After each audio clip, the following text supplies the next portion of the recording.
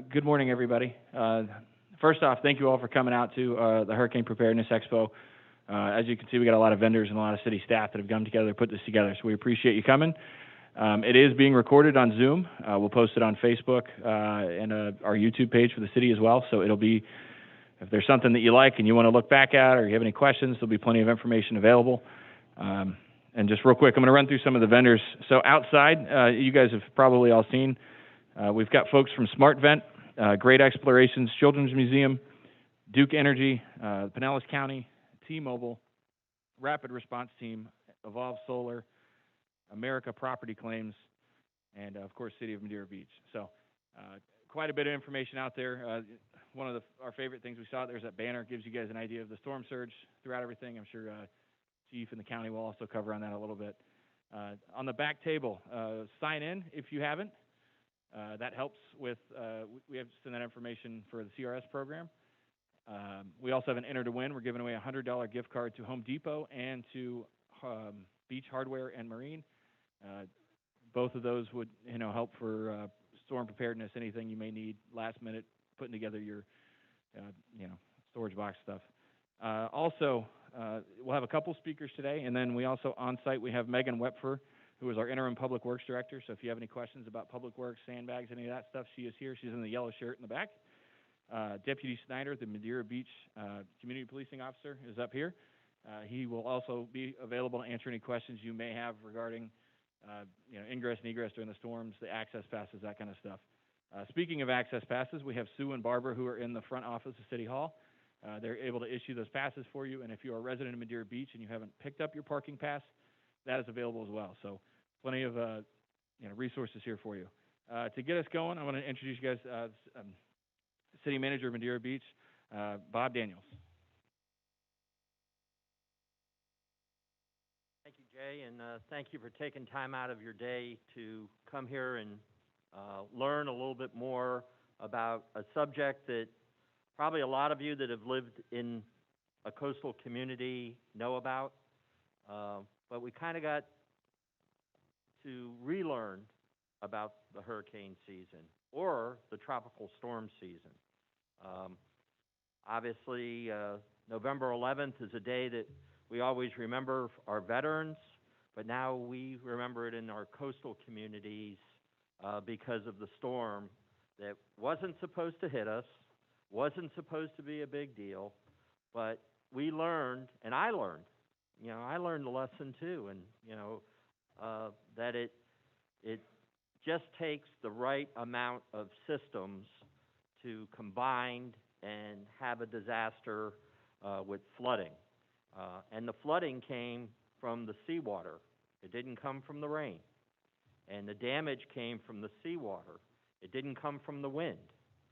So I think even the county is taking a look at it as well through their Emergency Operations Center, and you'll probably learn a little bit about that as the speakers progress through.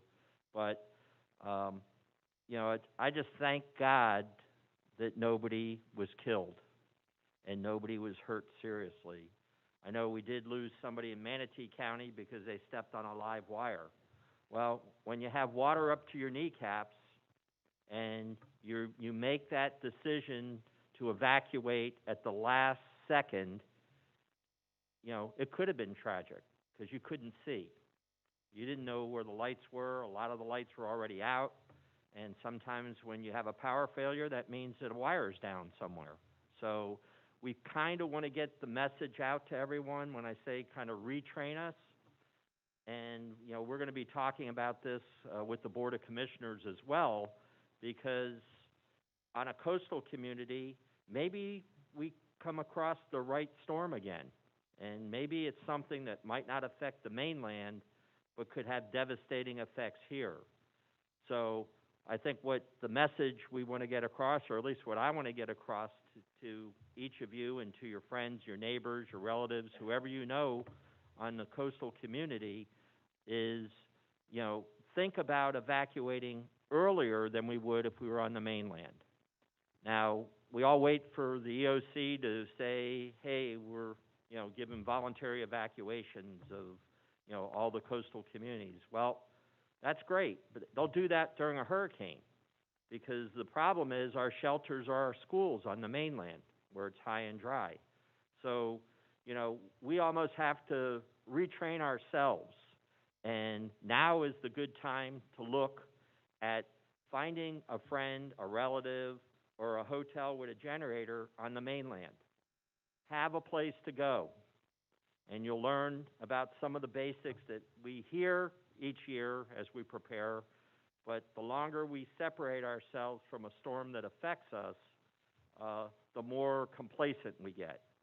Well, complacency can kill. You know, my background in law enforcement, and I know, you know, right now we don't have a pretty good record, but, you know, always in our training, complacency can kill you. And we want to make sure that we don't lose anybody during the next event that we have. And if it doesn't happen for 10, 15, 20 years, that's great. But if it happens this year, I want to make sure we're giving everybody the same message.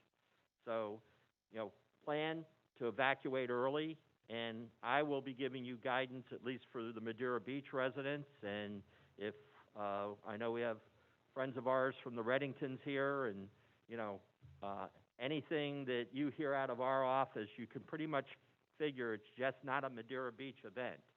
It's a coastal event. So take heed, and if our message goes out to our residents that, hey, it's time to get your stuff and evacuate. And I know the worst thing is calling that too early, and I know, you know, the county with the EOC always has to suffer through that decision-making process, and when do we tell people to evacuate. But I'd much rather make a mistake and have you go to a friend's house or a hotel or a relative's than having to deal with flooding situations like we had. So, again, the experts are going to tell you more, but I wanted to take that personal plea to each and every one of you that this really is serious, and even though we had a lot of property damage, we were very lucky on November the 11th. So please don't forget, and thank you very much for coming.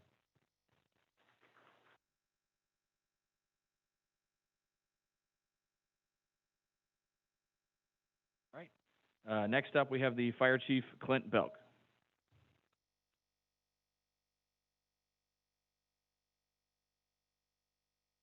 Morning. Thank you all for being here. I'm just going to talk about some safety aspects and what we do before, what we do during, and then after the storm. So to get prepared for the storm, you should kind of look at your house. You know, take the 1,000-foot view. Trim overhanging branches, secure chairs, tables, things that could be projectiles in heavy wind, right? Look at floodproofing your home. Everybody does sandbags, of course, but there's better options out there available commercially. So I would look at that. During the storm, if an evacuation is sent out from the county or here locally from Madeira Beach, evacuate. Fire cannot get to you. We learned that with Ida. If the waters are too high, we tried to get to you, we just can't. So, you know, you got to take it upon yourself to go ahead and get out. Also, if there's flooding again, the biggest thing that I can urge to you is to flip that main breaker. Flip the breaker, cut electricity, wait for the storm to pass, and then you can have it again. And then after the storm, what we do, excuse me, we canvass the city. We identify hazards, down power lines, down trees, branches, road blockages, whatever it may be. And then we work collaboratively with the county, PCSO, Public Works, and that's what we do as your fire department. Other than that, if nobody has any questions,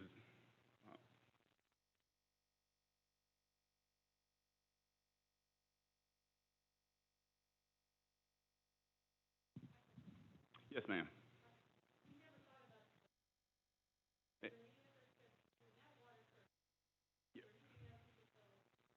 I will tell you, when Ida came through, nobody expected that, obviously. And the flooding was, of course, the main issue. And we ran, I believe it was 69 calls in a 6 to 7 hour period. The most calls that that fire department has ever ran in the history of that fire department. And 80% of them were structure fires, but what it was, the flood water had reached the outlets on the walls, popped them, started smoking, and that's what we were doing. We were just going, I told the guys, I said, just get in the house, flip the breaker, and go on to the next one. You know, so other in a flooding emergency, that's the best thing to do. Yep, absolutely. You're welcome. Yes, sir.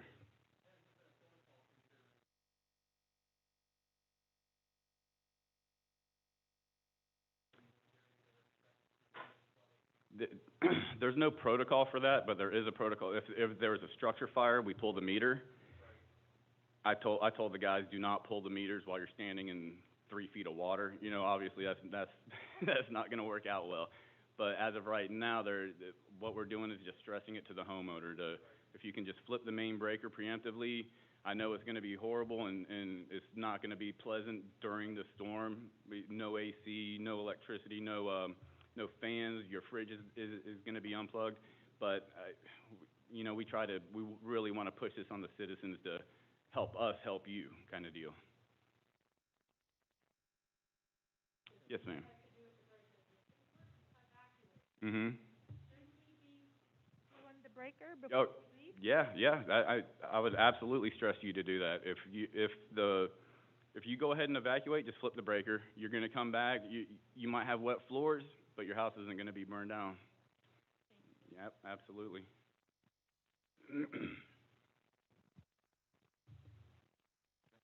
We actually have a few that were emailed in. Okay. The first question, are non-residents allowed into hurricane shelters? Absolutely. The shelter will not turn anybody away, as far as I'm concerned. The only reasons is legal issues from your past. If you know, I don't want to get into too much of that. Or if you bring a dog to a non-pet friendly shelter, they could turn you away. What happens to the tourists and rentals in a barrier island evacuation? Do they get kicked off of the island? We do not go out and enforce and say you have to leave. It's a suggestion. We tell you there's an evacuation, you need to leave for your own safety. If you choose to stay, that's going to fall on you. That leads into the next one. Is there a wind speed at which first responders are grounded from responding to calls? 55 miles an hour, we cease all efforts. We stop responding, and what we do is you can still call 911, but 911 does not dispatch us. They send us the call, and at that point, what we do is we hold the calls. The fire inspector and myself, we did that with Ida, and you triage the call. Somebody might call for chest pain, somebody might call for the structure fire, like I was saying, because of outlet smoking.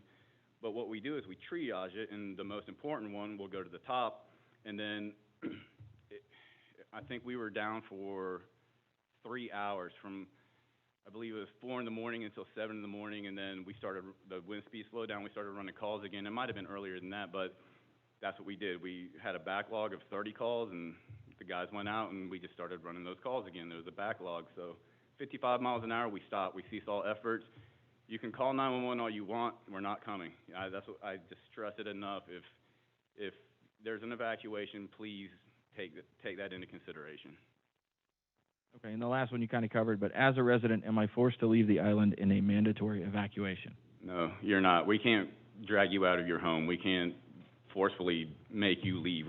What we do is that's why we're doing this today. We want to give you all the information that we can. We want to give you as much information as we can. We want to stress to you the importance of this. Tropical Storm Ida caught us all off guard. Nobody knew that was going to happen. If you remember Irma, you could walk across that bay. It was a completely different storm. So all the water had been sucked out in the Gulf. It was just completely different. So if there is an evacuation issued, we urge you to take that into consideration and go ahead and start planning now. Find out where you're going to go. You know, if you have friends or family in the mainland or upstate, wherever. Go ahead and make those arrangements now. Do it now. Don't wait until the day of. If you want sandbags, don't wait till the day of. Do this now. That's why we're doing this so early. Hurricane season doesn't start until June 1st is the actual first day of hurricane season. This is April 17th. We all have plenty of time to make these arrangements. So, again, I can't urge it enough. Yes, ma'am.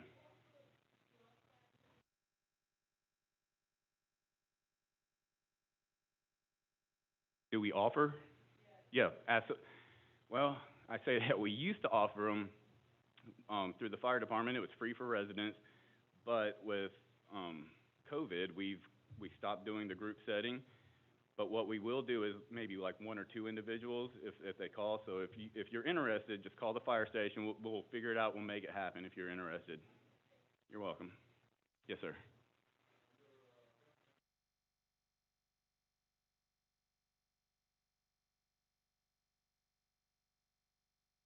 I would do it for a high rise as well. Just flip the main barrier. You can go into your individual units, or they can do it from the main panel down, usually on the second or third floor.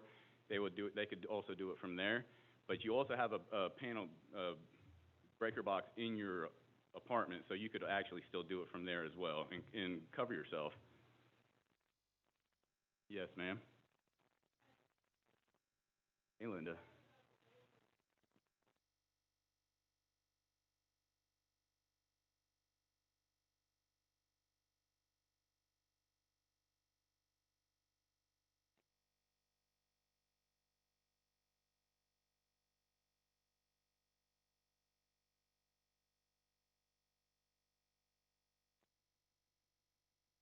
Yep, absolutely. Turn it off. And again, it's going to be unpleasant. It's going to be hot. It's going to be nasty. Your food is probably going to go bad. All that can be replaced. The food's fine. Don't even worry about that.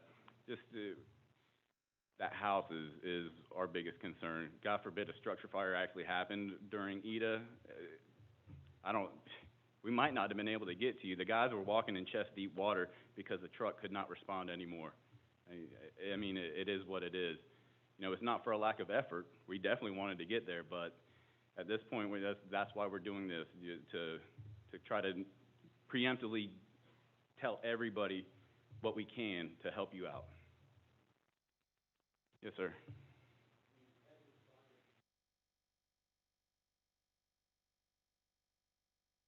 I haven't heard of any, but that is actually a really good question, because what if there is flooding at your home and your generator's on ground level?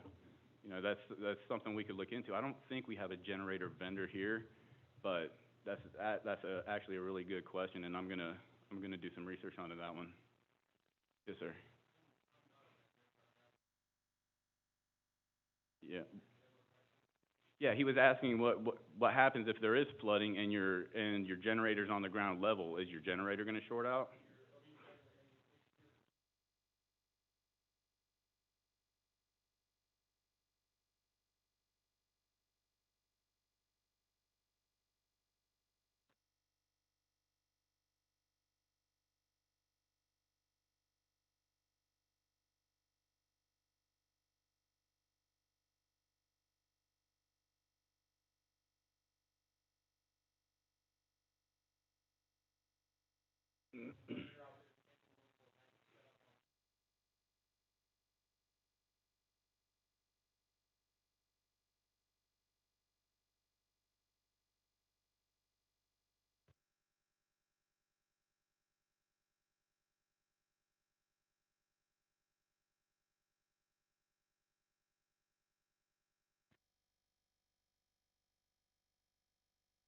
Okay, if anybody was not able to hear this gentleman's answer, what he said was, the question was, what if you have a generator and there's flooding? What happens to your generator? What do you do? So this gentleman here stated that your generator is obviously sucking in air when the engine is running, and unless it's elevated, you have it on a 6-foot platform and what have you. He said for the most part it's going to be ineffective, and you should probably shut it off. Correct? Yeah. Yeah. Mhm.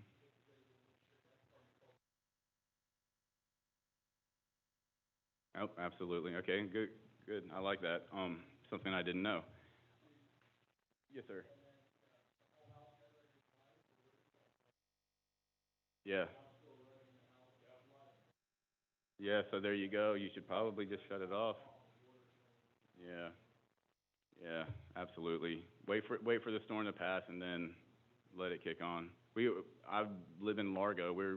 Have the highest flood level there is in the county, and we were out of power for 13 days, you know, so.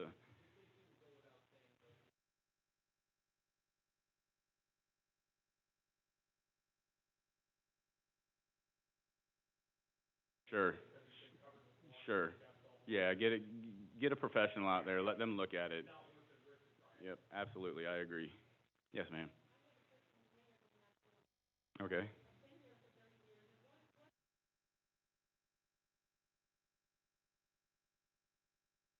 Mhm.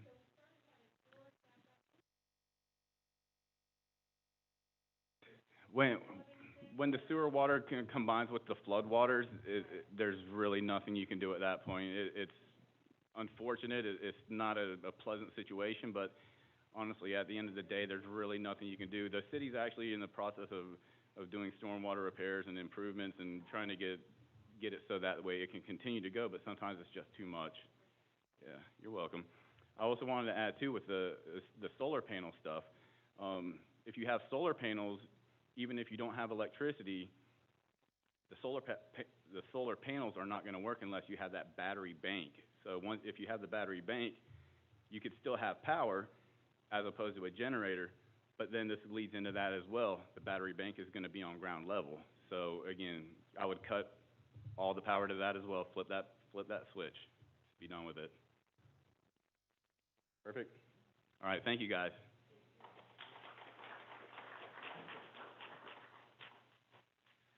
Okay, next we have Mike Boylan with Mike's Weather Page.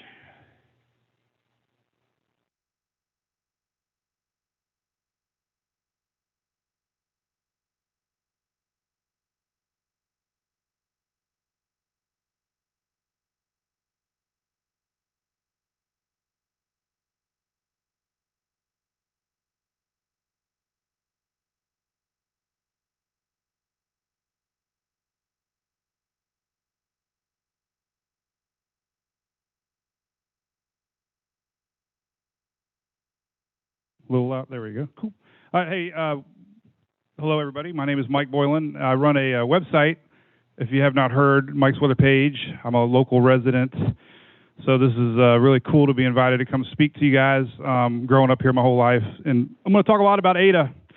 I called it Ida. I got yelled at. It's Ada. I don't know, Ada. But they retired the Greek names, so no more Greek names this season. Hopefully we won't need them. But anyway, here's a little bit about my page. We're going to talk about spaghetti models first. That's the name of the page, spaghetti models. I'm going to kind of do a little more education, I guess, so maybe some factoids you don't know about. And then we're definitely going to talk a lot about surge. So I guess you'll be my assistant, huh, Jay? All right, real quick, just who I am. I started a website in 2004. I grew up, obviously, like I mentioned, but 2004 we had Charlie. Remember Charlie was coming right up to Tampa Bay, and oh my God, the whole county was paranoid because it was pretty serious. And then we had Gene, Francis, Ivan. Very busy year, and it was really hard to find information on the internet. So I just started a website, Spaghetti Models. It was just to put all these cool links on there, and the EOC, Pinellas County, gave me some props today. I really appreciate it. It's a cool site. So check it out. Got 1 million followers on Facebook now, so if you like to mingle with weather geeks, check it out. There's Jim Cantori. I met him this year. The city of Oldsmar is where I actually live, so pretty proud of it. So, like I said, appreciate you guys inviting me down. So we're going to get into some cool stuff here. So what are spaghetti models? All right, so the name of the site is Spaghetti Models, right? We all love looking at spaghetti models on the news. You see all these little wiggly lines, and I do a lot of American teach-ins, so I put this up for the kids. We're all big kids, right? But those aren't spaghetti models, so the 7-year-olds like it. So what are spaghetti models? All right, so we're going to use Irma here, and I'm just fascinated with spaghetti models. So when you see all these different colors, okay, every one of those little lines is a different computer, and it's basically all these little brains are thinking where a storm's going to go. So you get a cluster of these spaghetti models.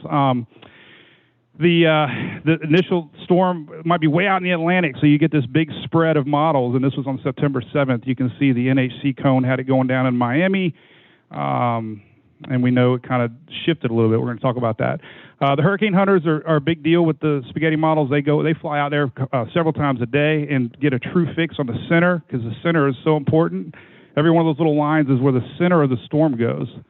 A lot of people kind of don't understand that. The Hurricane Center really stresses that your eye could go, which it was still in the cone here as it came through Naples. That would be the center, which would mean you'd have effects around that center. So there's a lot of misconception on what this cone means. So you always got to, be alert to the fact that it's actually the center of the storm. But the spaghetti models come out every 6 hours.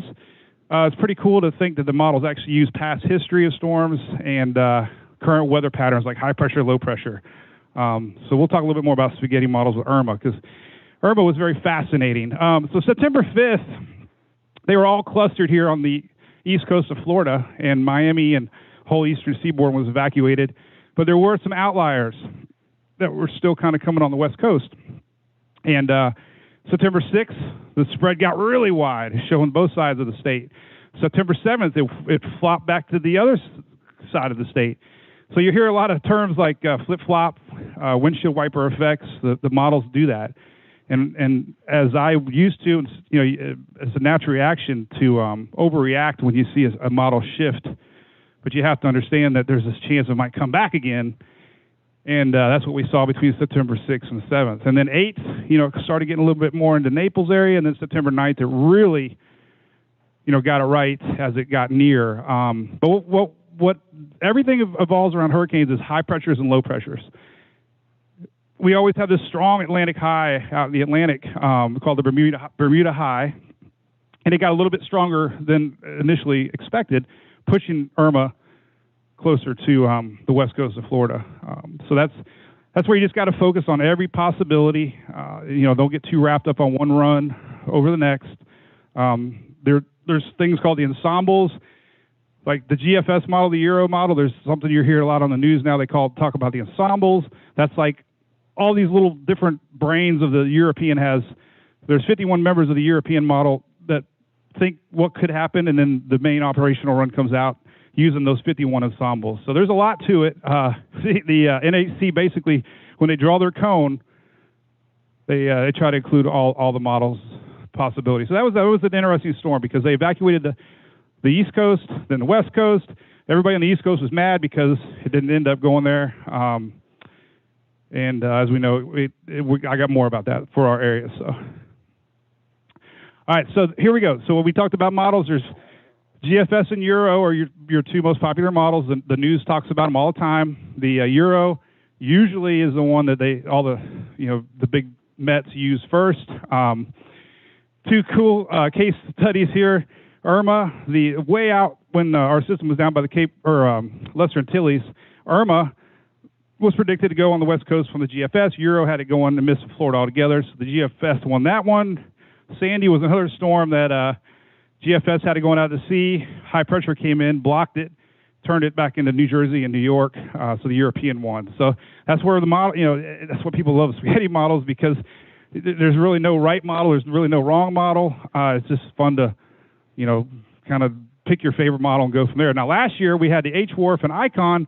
That's who I picked up on early in the season, and everybody was using the Euro. And at the beginning of the season, the Euro was terrible last year, and they got a lot of early season systems were blowing forecast. They found out the Euro, for some reason, last year wasn't good, so you got to use other models. And last year, the H-Wharf and Icon were the big winners of predicting. All right, so we're going to talk about storm surge. This is a very, very passionate subject of mine, especially with Ada just a few months ago. So we got 3 or 4 different graphs here I want to show you. So you're going to see a lot of these maps. These are the inundation maps, they call them. They're the worst case scenario maps. NOAA's starting to put these out more. Then, of course, here's our area with Madeira Beach, Reddington Beach. This is on a Cat 1 storm, showing you potential surge if we had a Cat 1. Now, the one next to it is a Cat 4 coming into Tampa Bay. And this is near and dear to me because we could potentially have an island, all this water going up through the bay and completely going over Lake Tarpon, and Pinellas County could be an island, okay? Now that could be extreme. People could say, oh my God, that's fear-mongering, but let me tell you what we saw with Ada, I want to show you some stuff. Depending on the approach of a storm, as we saw with Ada, it can mean everything. And the references to the canal being out of water, I got some great graphics I'm going to show you on that coming up. But real quick, just a couple things. Storm surge is the abnormal rise of seawater. It does not include tide. So what we saw with Ada, something new that I really didn't know much about, there's a phrase called storm tide. That takes the surge plus the tide. And that's what happened here in Pinellas County. Real quick on the surge, though, the reason that we get surge is winds, counterclockwise flow pushes water. So the surge is created by the wind. Pressure drop actually increases surge. Pressure pushes down in the center of a storm, bulges the water, and you actually get increased waves from pressure drop. Pretty interesting. A shallow shelf, that's where we live. The water pushes a lot easier than it does like on the other coast. So we get more surge effects here in Pinellas because the water's shallower out in the Gulf of Mexico. Then real quick, the tides. As we mentioned, storm tide, I'm going to go into that a little bit. Storm tides added to surge to create something called storm tide. And then the angle is everything. And I got better graphics on that coming up too. All right, so here's my daughter. This is really cool. This is Upper Tampa Bay. We had that same phenomenon with Irma happened 2017. The Tampa Bay was completely, well, it wasn't out of water, but, Davis Island was in the news. This is Oldsmar, Orioles Park, but the water went out hundreds of feet, way past the dock there. The storm the year before, Hurricane Hermine, passed to our north, and the same dock was, almost underwater. And there's a picture of my daughter, so I use a cool example there showing how the same exact spot with a storm, depending on the angle of an approaching the system and what it can do. So storms rotate counterclockwise, and what happened with Irma, it turned south of us, and the water surge blew because of the winds coming in from the east. Basically blew all the water out of the bay. And we had the same pictures up and down the coast, down in the Keys. Craziest thing ever. I don't think anybody's ever saw it. And the opposite with Hermine, the counterclockwise flow pushed the water into. And look how far Hermine was from Tampa Bay, and we still had that effect into the bay. So good examples on the angle of an approach of a storm, how it can really affect how much surge you're going to get. And this leads me to what happened here. Next one, I added this morning. I woke up at 5 in the morning. I'm like, I got to add another slide. So this is Laura earlier in the year. This was our big storm last year. This hit Louisiana. And there's a projection that if Laura would have been 20 miles shift to the west, the whole Lake Charles area would have been possibly 10 foot plus in surge. But just that slight angle, this is the path it took. This is where, if it took, how much more populated area would have been affected. So a small shift, and this goes back to the forecasting, the EOC, the ones that make the decisions on when you have to evacuate. You don't know if we're going to get this little turn. Charlie made that last little turn, spared Tampa Bay, but they can't predict a 10-mile shift, so they have to put these warnings up. But just that little wiggle wobble at the last second really saved parts of Louisiana with what surge could have come. Now back to Irma, we had real surge warnings of 6 to 10, 5 to 8 foot here in Tampa Bay. Now think about it. Ada, we had surge warnings 3 to 4, 5 foot max. Irma was predicted 5 to 8. Can you imagine what could have happened here? What happened with Irma, it turned, and we had that opposite effect. So the original forecast was Irma was going to come up and possibly skirt Tampa Bay. So very hard to forecast. They're getting a lot of criticism because this cry wolf syndrome. If the storm takes a little bit of wiggle wobble, you get residents upset. But we saw with Ada what could happen with just a small storm, and that's what I got last. There's really good stuff here with Ada. All right, so here's the track of Ada. Came across to our north. There's my daughter. We got these signs all around town, by the way. I believe them now. Trust me, that's an Oldsmar. But we had a full moon at midnight, and the seas were already 2.5 feet above normal, or not above normal, but that was the tide because we had a full moon that night. So midnight, 11 o'clock, rising tides, 2 foot plus, on top of the surge. That was our surge forecast from the NHC, 3 to 5 feet for Tampa Bay. They did record record surge in Tampa Bay. It doesn't sound like a lot, 387, but that was the highest surge ever for Tampa Bay since '91. And that seemed very interesting to me, but since '91, Tampa Bay saw the highest surge at only 4 feet. So you add that 4 feet to 2 feet, there you go, 6, 7 foot water because of the perfect angle. And it was moving very slow, and it was pushing all that water in as it came by. And it was just amazing. I mean, it's just amazing. People went to bed that night just thinking it was going to be an average thunderstorm, and waking up to water in their homes. And where I live in Oldsmar, they had dozens of homes actually flooded. And you get this mentality, it's only a tropical storm, but you can see what it can do. So just hopefully that made a little sense on why it happened the way it happened, and what could happen. So. And this is it. I got a little video here. It's only a minute long, but I went storm chasing. That's what I love to do. This is all up and down your all's coast here. This is at 3 o'clock in the afternoon. Okay, this is low tide during Ada, and the water was already up. And this is about 9 o'clock down to Hubbard's Marina, and I was seeing the water already coming in way before high tide. And as the high tide, was increasing along with Ada passing to our west, 55 miles off coast, we started getting storm surge. And this was down, Johns Pass area. I mean, the footage is just incredible.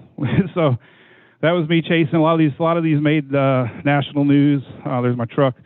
But, Dylan Hubbard said he's never seen the water that high as long as his grandfather lived. That was Safety Harbor, whole Bayshore Boulevard. There's the marina at Safety Harbor where I launched my boat, completely underwater. Craziest thing ever. There's our Jack Willie's. We eat dinner there. It was underwater in Oldsmar. And there's Shore Boulevard with our Pinellas County rescuing some folks. People up there, trust me, they had no idea. It was the craziest thing ever. So, but that's a wrap.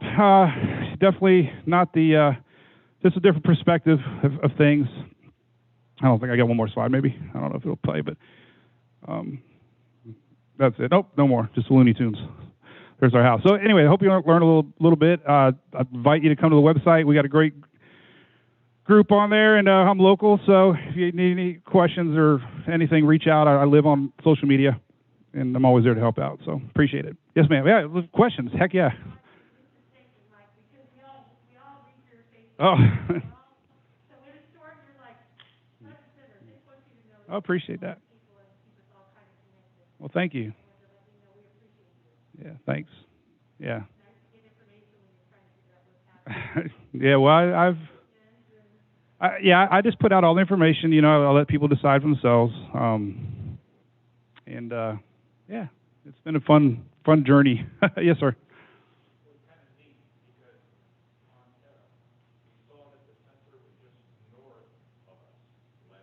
Mm-hmm.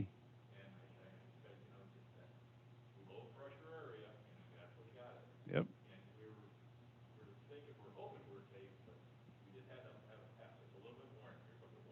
Yeah, it's crazy.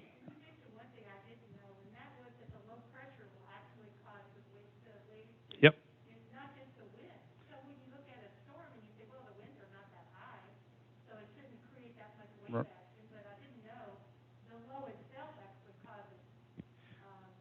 Right. In a developing low pressure, they're finding out is creating more. So as the storm strengthens, you get a lot more surge in a slower moving system. Like now, Charlie, I don't remember hearing any stories of Charlie with surge because it was so fast and it was a little tiny guy. This was wide, deepening low pressure, and it just pushed a lot of water. So that was a lesson we learned. A slower moving system, more time to push water, and that's what it did. It came by really slow and just still the weirdest phenomenon. I mean, all my local Met friends, I'm not going to throw them under the bus because nobody knew what was going to happen, but a lot of folks went to bed blowing it off like it was nothing. So, yeah, all right. Surely there's a question. No? Yep. Oh, yeah. Yeah, I remember watching Steve Jervey, and they were, oh, it's starting to turn a little bit. I even put masking tape on the windows like a rookie, which you don't do, because you never, if you forget to take it off, you can never comes off again, and that's one of those urban myths. So we were one of those folks putting masking tape on windows. All right, well, thank you, Jay, for inviting me down. Appreciate it, guys.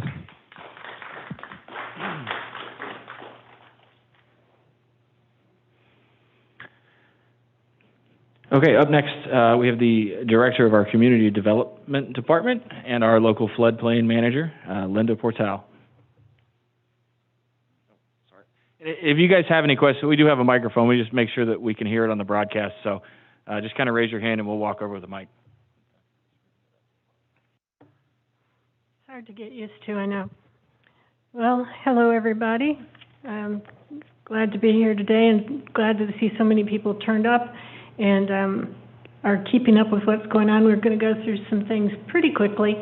To begin with, we want to talk about living on the island. It's an adventure, isn't it? And I think that that's something everybody needs to embrace, and is what you hear when you get presentations from the county or the emergency management, is that whole idea of it's a conscious choice to be out here, but with that comes added responsibility and risks, of course.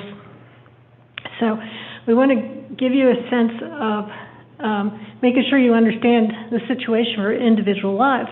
I'm sure when you saw Ada come in, you realized that sometimes one end of a block had no water at all, and then another end of the block, same block, had 2 or 3 feet of water. Some houses are built up a little bit higher on their lots.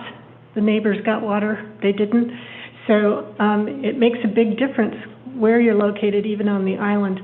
And we've all got a little bit of an introduction to that with Ada, but I think it's worthwhile that even if your house is built on the ground, it's definitely worthwhile to know what your elevation is. And if you don't have an elevation certificate for your home, you can get it even if you're on the ground, and an elevation certificate, if it shows that you are above sea level, can be used to lower your insurance rating. So even if you're on the ground, it's worth being able to go to your insurance agent and say, look, I'm 3 to 7 feet above sea level. What does that do for my insurance rates? And try to get yourself the best deal that you can. We do have firm maps. Those are the flood insurance rate maps that FEMA produces. And it'll show what FEMA thinks your elevation is. And that has an effect on what your insurance rates are and the hazard within your home. And then also if you're rebuilding, it dictates the baseline at which we start counting the elevation of your first living floor. So in Madeira Beach, you have to have your base flood elevation plus 2 at this point, 2 feet of what we call freeboard above that before the inside top floor of your living floor. So if you're building, that's the case. Now, a lot of people build up even higher, and we suggest that's a good idea, and I'll explain that as we go through this, because the risk to your home is not just in the flood elevation, but also in the wave action that comes with a storm.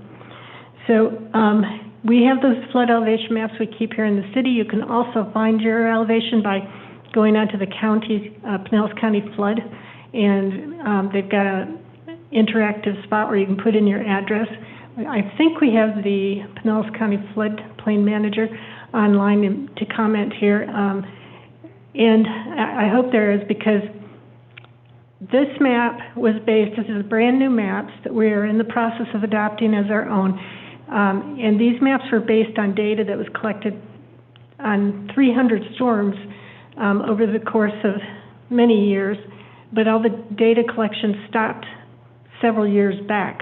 The county has just done its own calculations based on storms between, I think, 2010 and 2018, and I'm hoping that Lisa can, if Lisa Foster's on, that she can address that a little bit, because the newer storms have been stronger, the sea level rise is up higher, and the effects are different. Some places are expected to get more water instead of less, as shown on the FEMA map.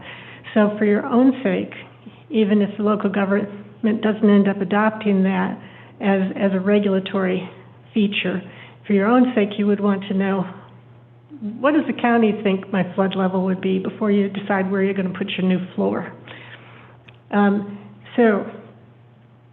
Go ahead and get in touch with us or contact the county for that kind of information. Sea level rise is having an effect on that. People are telling us now that some lots don't ever really dry out all the way. The water table underneath us is higher, stays higher now.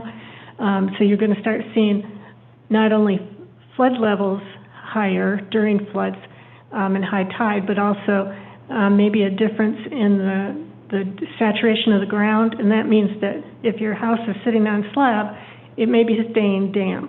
When people tore out their walls after Ada, they found that there was a lot of black mold and rot, and it had been moving up through the wood structure from the concrete because it looks like the concrete is staying damp long term. That's something to keep in mind. Also, if you're built on the ground, maintenance over time is really important, because when people had damage from Ada and they tore out the walls, some people found that there was so much termite or so much rot damage in there that they couldn't put it back together. And we lost several houses because of that. We have over 20 that will be coming down because of Ada damage, actually in combination with what happened in the years prior to that. Now, we've all seen, too, that the storm potential is a little bit higher. The storms seem to be stronger in recent years. This could be a cycle we're going through. At any rate, it's what we have to deal with right now, whatever is causing it. So heads up, make sure that you're fully prepared. So we have some maps up here. What we did after Ada is we were on the ground. I know it's hard to prove that because there's so few of us that we weren't always visible on the streets, but we were out there measuring. First thing that the floodplain management group is supposed to do is go out there and measure the level of floods against the houses and try to get an idea of how much water came in, how many houses were probably damaged. We need to get that information as soon as we can to the county, who accumulates all of that and reports it to FEMA. And based on all that accumulated data, FEMA decides whether they're going to send resources into the area to help manage the recovery, or how much cash and money, but also people. They've got other programs they can bring in. With Ada, because of the way that the water stacked up in the bay, it seemed mostly to stack up coming in Johns Pass and going both directions. But it didn't affect all of the islands, and it didn't affect all of the land area seaward of the Boca Ciega, to the point that there was enough that impressed FEMA. They decided there wasn't enough damage here to warrant their input, so that's why we couldn't get any assistance. And we worked through all of our state representatives and our federal representatives and the governors and senators and everybody to get involved, and there was just no help that came in. And we did collect a lot of information here in Madeira Beach, because we had a lot of damage. There were 400 houses that got some amount of water, at least on the outside. And that's a really big deal for us. That's like almost 25% of our units. So, but not everybody got hit that way. So it's really important that we get as much information as we can. A lot of people don't like to talk about it. They wash the line off their house. They don't want anybody to know. And I know there's a lot of fear about reporting to the city because of the 50% rule. If your house is pre-firm, in other words, it's built on the ground, by law, we can only approve improvements to it that are of a value of less than 50% of the total value of the house. So if your house is worth $100,000, your appraised value is $100,000, we can only let you improve the house by $50,000 in a 12-year period, a 12-month period, that is. So people get worried, you know, they don't want to tell us that they think it's going to cost more than the property appraiser has their house valued at, and that we would stop them. The problem with that is that they go ahead and make the improvements, and we find them midway through making improvements, and they may have spent a whole lot of money that they can't, you know, on a project they can't finish up. So we work with people. We've helped people with the process to explain that in case of damage, you can we can get an appraisal in reverse from a private appraiser company that always comes in higher than the property appraised value and gives you more to work with. And that can be done. They can do a retroactive appraisal to the day before the flood. So we've been working with lots of people trying to help them figure out what their options are and how much they can do to improve the house. We do have maps that show generally where we have the most repeat problems with floods and the most insurance claims.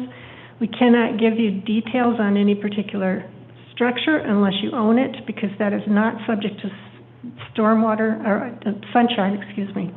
It's not subject to sunshine. But we do have the information, so if you want to know the history of your own home in terms of its insurance claims, we can help you with that. All right, we want to talk about getting ready. Preparing to, things like trimming your trees, keeping everything in order. Make sure that if you know a storm's coming, you've got some place to put all the loose items in your yard. Even if you think, well, they're not much value, you don't want them embedding themselves in somebody else's windows. So anything that's left out becomes a missile in a high wind.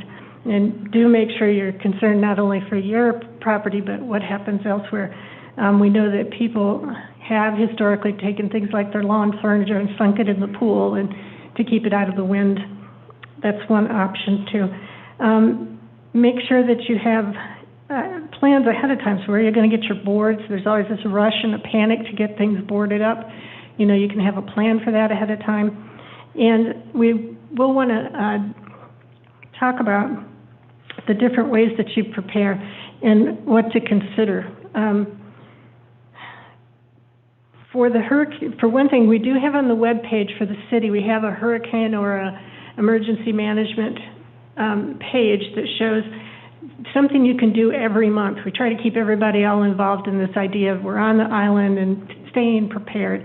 For instance, one month we may have, don't forget your flood insurance, and these are your contacts. These are the things you can do to assess the value of your home, making sure that your papers are all in order. Another month we talk about being prepared. What do you take with you in evacuation? And here are some activities to make and some lists to make sure you've got everything. So there's something for a theme for every single month of the year on there in terms of keeping people active and prepared for the storm.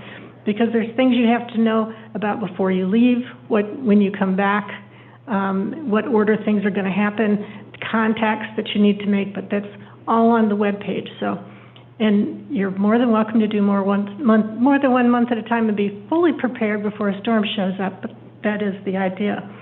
So, I want to talk to you about the difference in flood elevation and the wave runout. This is something that everybody needs to be aware of. Now, the flood elevation is, I said, what's on the firm map for your property, and it shows the expected level that a 15-foot storm would have on your home, which is about how high it is on your particular property, given the elevation of your spot. And you can see that the line that they show here for the 100-water still water elevation is that hashed red. That's the base flood elevation. Then it has a BFE that includes the effects of waves. See the difference in the waves run up you get from the shoreline? That's much higher. And that's why people sometimes are building not just 2 feet above the base flood, but they're building 3 or 4 feet above that, because you're going to get some waves on top of that flood level. Those waves are devastating. And, a 1.5 to 2 foot wave slamming on the sliding glass door you thought was above the flood is going to put a lot of water inside the house. So the property needs to be elevated up above that. You want to go on?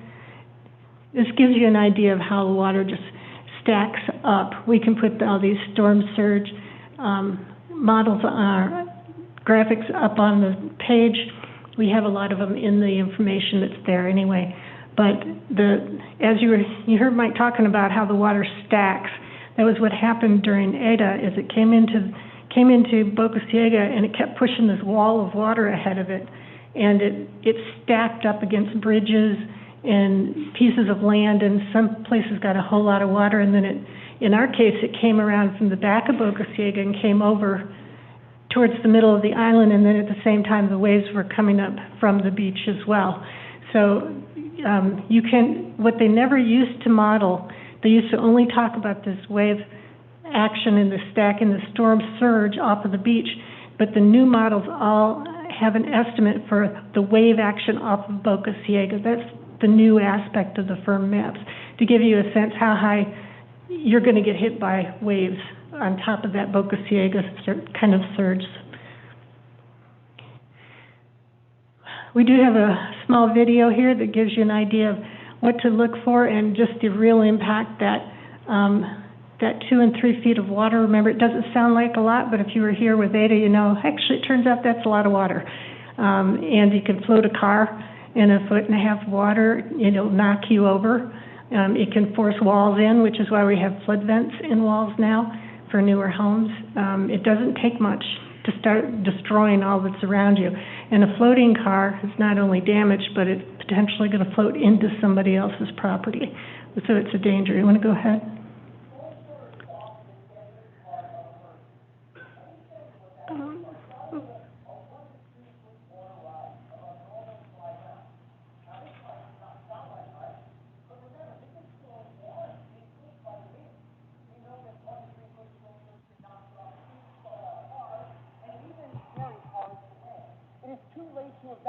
When the water rises to this level.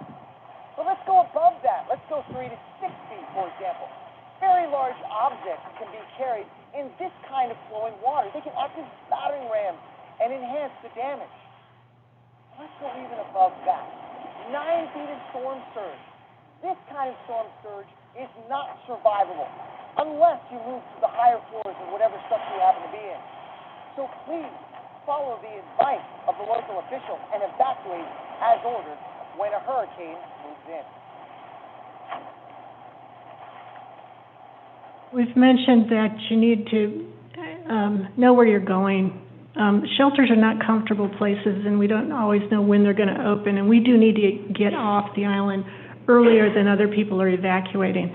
So we advised you have somebody that lives landward that you could stay with, or relatives or something like that. And also, if we learned anything from Ada, it is that we can't always get back into our homes right away. And some people actually needed to find long-term housing, someplace to stay while they fixed the house that they were moving, that had been damaged. And that's really tricky, especially if there's a whole lot of people looking for temporary housing.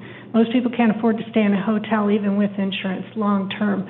So I have joked that if you have a long-term fight with a brother or sister, now would be the time to make it up. So you've got some couch to stay on long term if you need to.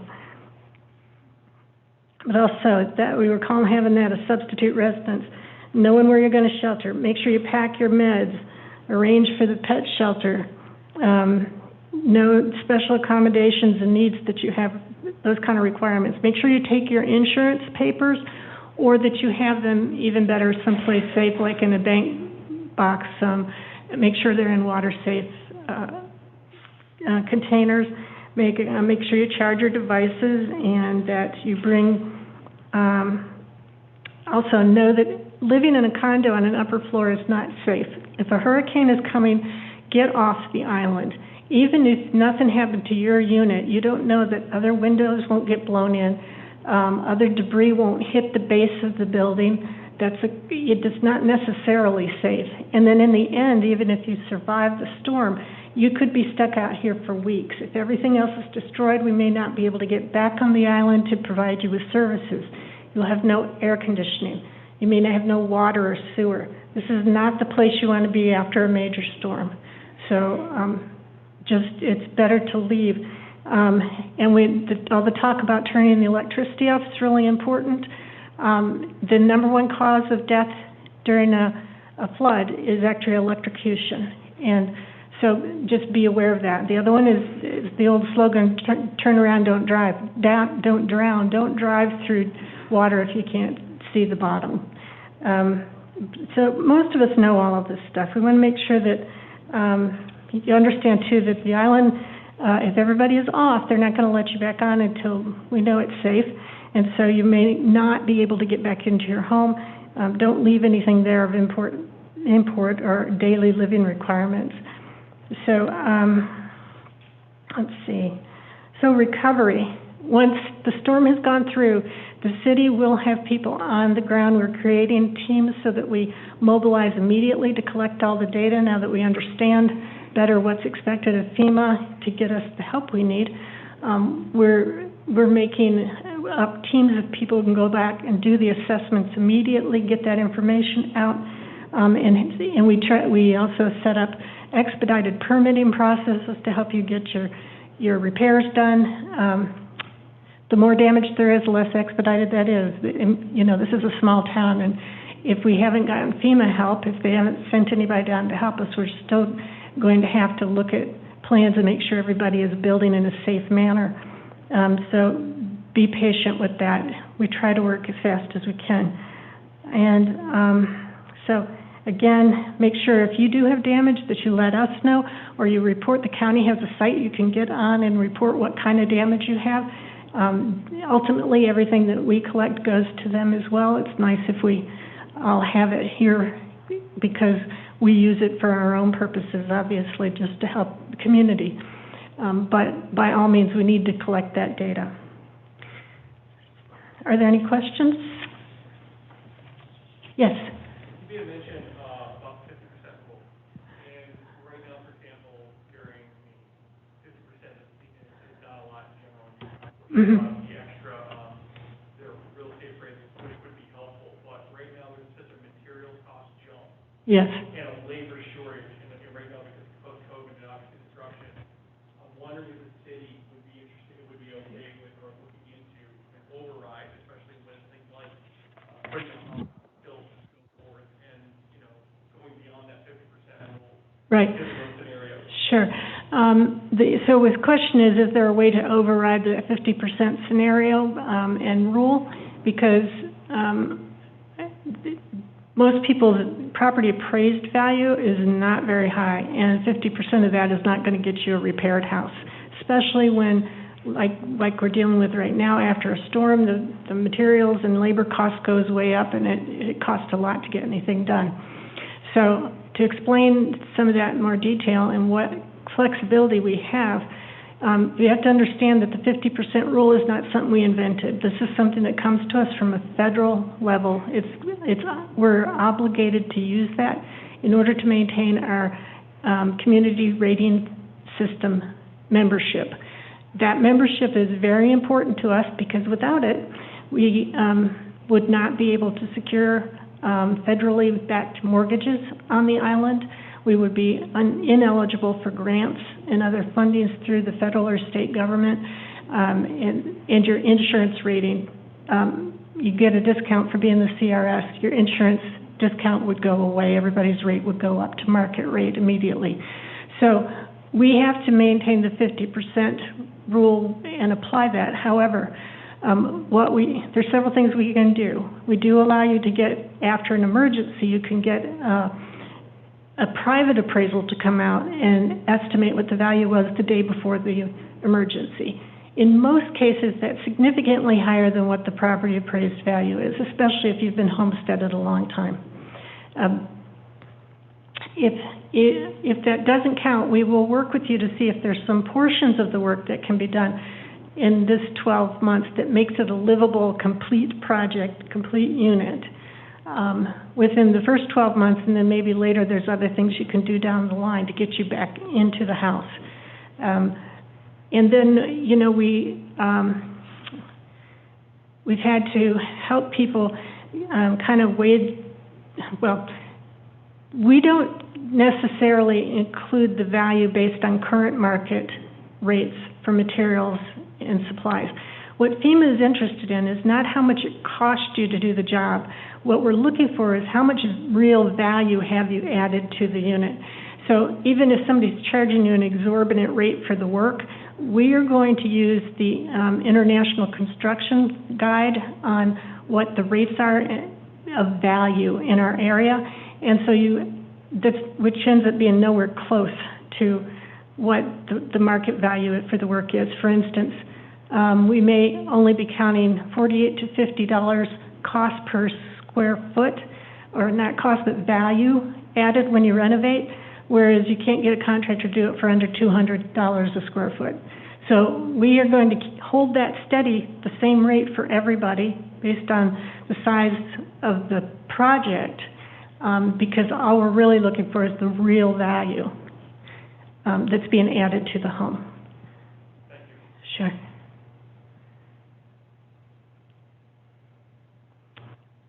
Yes. I did have one more thing to say. So when we were talking about condos earlier, Mm-hmm. common misperception, it happened a lot in Sandy. There was massive litigation over it of whether, was it a hurricane or was it a flood? And Mm-hmm. Did the roof come off first or the water rise, right? And I'm an agent, I'm an insurance agent for the state of Florida. Mm-hmm. I can tell you this, that if you live in a condo, common perception is, I'm on the second or third floor, I'm not going to get hit by flood. Well, if the bottom floor is taken out and there's flooding damage and you can't keep your home, you can't claim loss of use because it was caused by flooding. And so you might be high and dry, but you actually might either A, not be able to access use of loss of use, or which is a big thing, like going and living somewhere else and being paid while you're still paying your mortgage. Then the other component is what if the whole entire condo has to be raised because of that situation? Now you've lost that structure, the interior rebuild, everything like that, just because you don't have flood insurance on your second or third floor. Yes, okay, so, and I'm repeating these just because we don't have the microphone to you. So, insurance is a really complex situation for everybody. I wish it was easy, but it is very complex. And if you own property in a condo and you don't have flood insurance because you're on the second or third floor, but things below you get destroyed, you don't have access to your home necessarily, but you can't get replacement living costs for that. And then also, there's a possibility that the whole building would have to be torn down, and if you don't have any insurance to cover any of that, you're just out the value of your home. And I want to add that this experience with Ada was traumatizing for many reasons, one of which was the insurance coverage that people had did not actually cover the damage. We had all kinds of problems. We had, there was 3 different sites where the insurance adjuster came in, looked at it and said, you're right, this house is a total loss, you've lost everything. For instance, wood framed houses that only had 4 to 6 inches of water inside the structure, but after the water receded and the wood had warped, the floors popped up, wood's coming out of the walls, it's a total loss. And you can't just cut out a foot of wallboard and put it back because the entire structure was compromised by the warping. So some people lost the whole home for only 4 inches worth of water. Now, in one case where that happened, the insurance company said, obviously this is over $160,000 worth of damage, it's a loss for this home. Other places, the insurance company said, we only cover what the water covered, what touched. So if you only had a foot worth of water in your house, even though it racked out the whole structure and everything's lost, they aren't going to cover you for the proportion of the house that was above the foot of water. That's all on you. And so we had a lot of trouble. We also had insurance companies that said they weren't going to repair damage beyond what was minimally required to get them into it and living in it. We had a house that had the walls collapsed, the roof was caving in, and the insurance adjuster insisted they weren't going to pay for anything but one counter and a sink because that's what's required to have a unit and a kitchen. And their explanation was, it was a small, dingy place anyway, it's what they're used to. We had horrible, horrible experiences people went through with their insurance adjusters. There are ways that you can get your adjuster fired. There's a formal process for that, but most importantly up front, you really need to know the company you're working with, really need to know what your policy says. There are people at the county that will help you go through that. I think hopefully they're out there in Zoom land somewhere and maybe will comment. We don't have a big enough staff to have an insurance person on staff here, but the county does have people that will help, and I know that we had people out here who are private adjustment that you can hire to represent you through the process.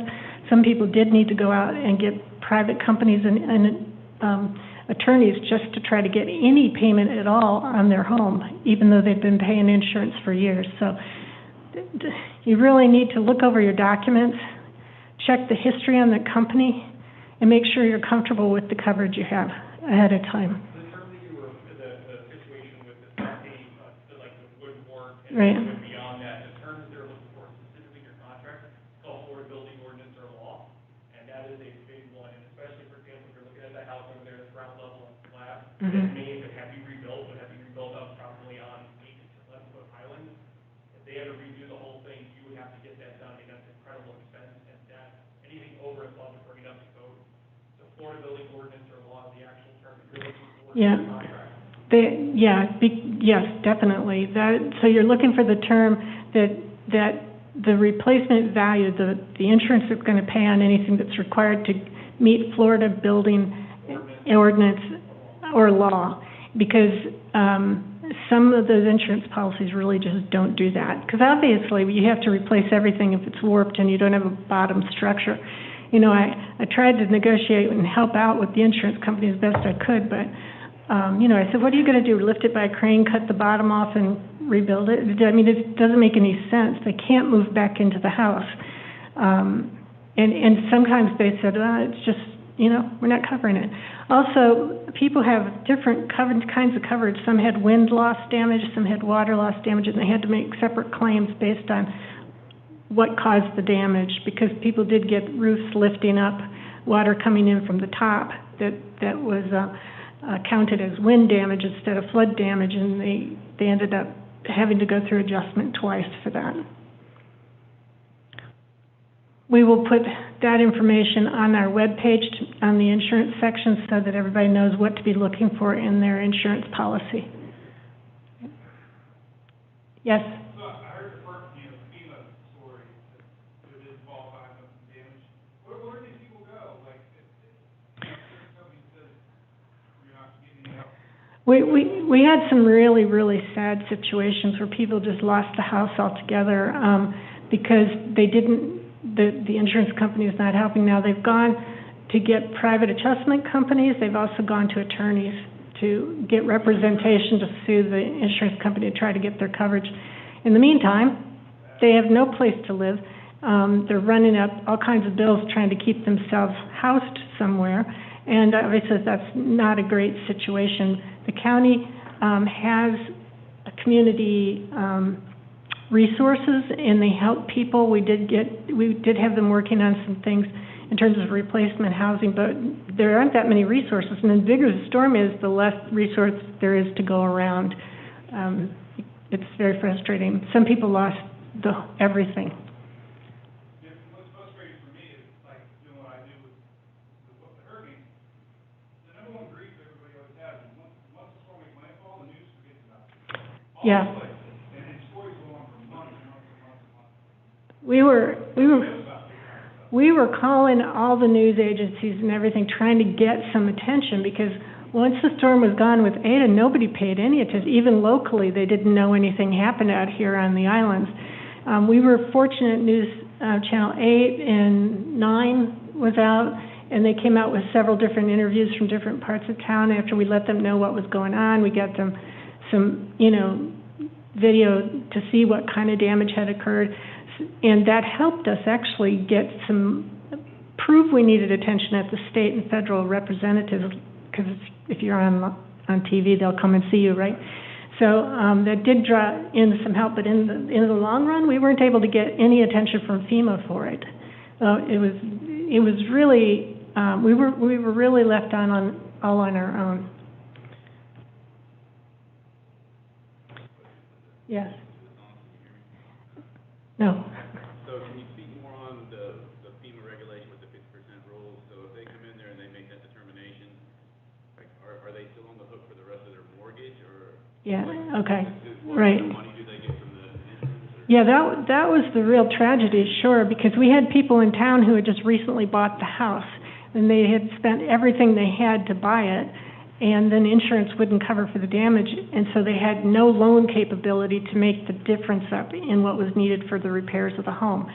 So, yes, the 50% is all you can improve that home, even for an emergency. But as I said, we're very careful, and we describe the formula we use each time, because FEMA annually checks our CRS. They look at our elevation certificates, all of the calculations that we do for improvements, anything that we permit, to make sure that we're adhering to the rules exactly.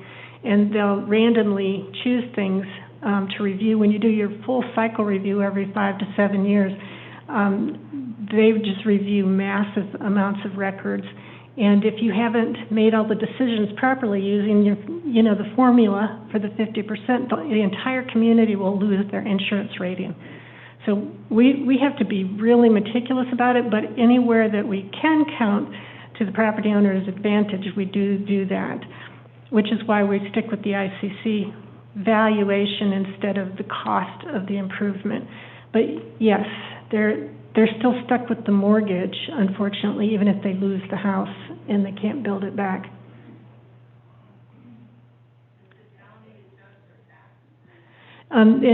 Yes, I mean, if the question is, does the county adjust your taxes? Eventually, if you go down and you've damaged, the house has been damaged and the value of the house has gone away, you can contact the property appraiser. They will do a new assessment and reduce the value. Now, you have to be pretty careful with this. And one example I would use is, the apartment complex that was on 129th that just came down recently in Johns Pass Village area. As you come around Pelican, it was right there on the water. And it had been damaged in Irma, and we just got it taken down a couple months back. And it blew the back half of the roof off, and the building wasn't well maintained anyway, and so there was no way they could repair and make it livable for 50% of its value at that point, even with a new appraisal, because it was not very valuable anymore. So the owner at one point wanted to be sure that he wasn't paying any taxes, so he went down to the property appraiser, insisted that it had been zeroed out in value. So the property appraiser did address that, took complete value out of the structure, and then he came to us and said, I want to improve it, I only want to spend 50%. And I said, well, I'd like to see that, because 50% of zero is still zero, so there wasn't anything they could improve at all. They couldn't even go in there.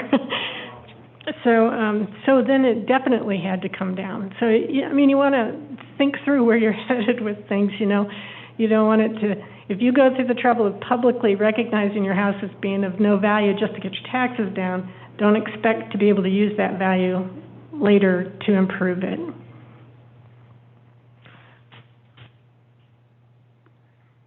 Okay, well, thank you very much. I'm so glad you came out. Make sure that you check the web page and turn all your neighbors onto it so that they can follow through on the activities and preparations throughout the year. And we are here all the time. We have 2 certified floodplain managers. This is Jenny over here. Jenny was planner with us, planning coordinator for a year or so previous, went off to the Peace Corps and is now back working with us again, and she's been certified floodplain manager, so we have a doubled staff value here now doing this kind of work. I'm hoping some of the counties here to answer some questions.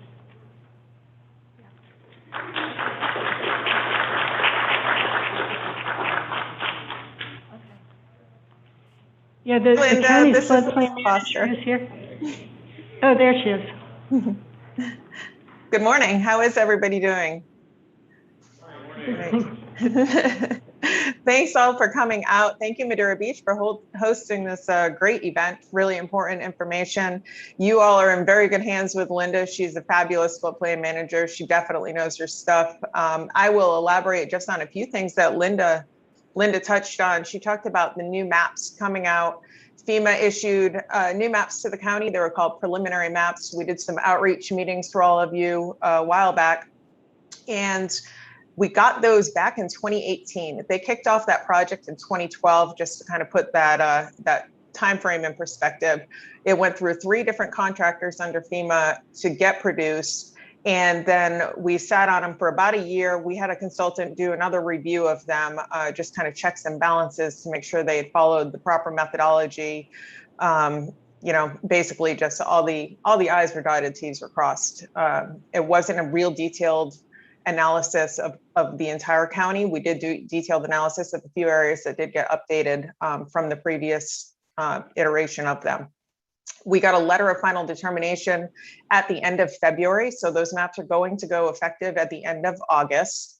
Right now in the interim, we're looking at the higher risk between the two maps for development purposes. For insurance purposes, the new maps won't be used until they're effective in August.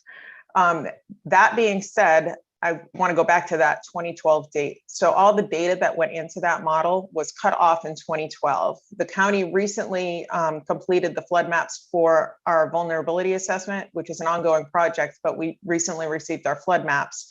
And that data was cut off in 2018. So we do actually have some newer, better data available now at this point. Unfortunately, those aren't our regulatory products, but Linda alluded to, you can always go higher. So we have those maps. Linda has those maps to take a look at, say 2070 future conditions that take sea level rise into account.